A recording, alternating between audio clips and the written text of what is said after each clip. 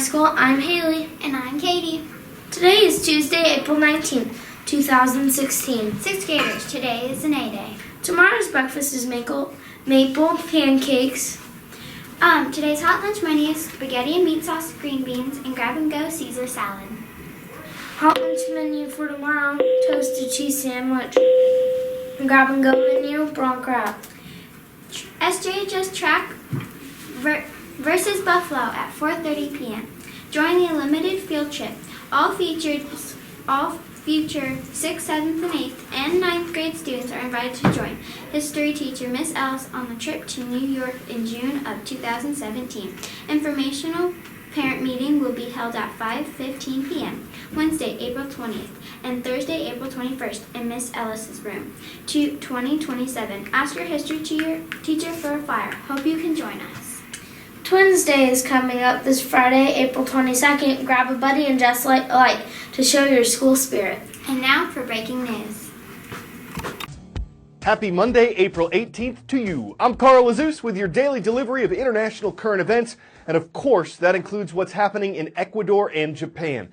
People in several regions of western Ecuador are recovering from what one resident called the worst experience of his life.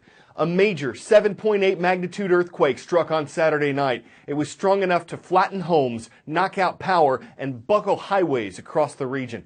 At least 238 people were killed, a number that the country's government expects will increase as rescuers search through the rubble.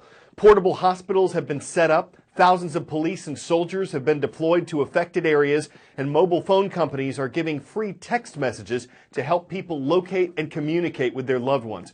This was the deadliest earthquake to strike Ecuador since one hit in 1987. The country's located along the Ring of Fire. It's a horseshoe-shaped region around the Pacific Ocean where much of the world's earthquake and volcanic activity happens.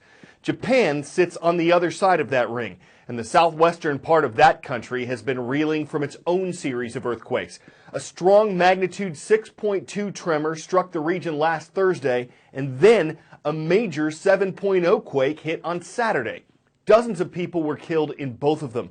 And because the region has gotten 165 aftershocks so far, as well as bad weather and the threat of landslides, Prime Minister Shinzo Abe says finding survivors is a race against the clock.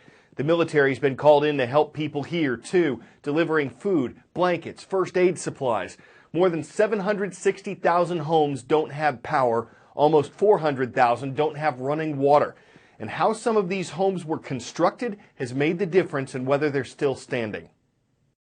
So we are in one of the harder hit areas of Kumamoto, and the damage as a result of these two earthquakes really can be felt in very different ways on the same street. So look to my right here, you can see one of the houses that has no doubt been one of the harder hit. It is absolutely unlivable. The family that lived there, frankly, cannot return home unless they rebuild. And then you look here on the left side, my left there, you can see this house, which sustained damage in its own right, but you can see that a family might return to this home at some point, and that really gives you an idea of how much of a role infrastructure and building materials really play when it comes to earthquake damage. And so this house on the right, probably a little bit older, probably made of more brittle material, and the house on the left a little bit newer and could handle the kind of force that we've seen from these two earthquakes. But whether you are the family in this house or the one to my left, you've had to spend the last couple nights in evacuation shelters, and so really you can't overstate the impact that these two earthquakes have had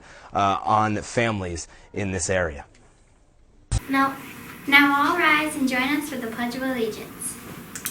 I pledge allegiance to the flag of the United States of America and to the republic for which it stands, one nation under God, indivisible, with liberty and justice for all. That's it for today. I'm Haley. I'm Katie. Be safe, be respectful, be responsible, and be boldly kind.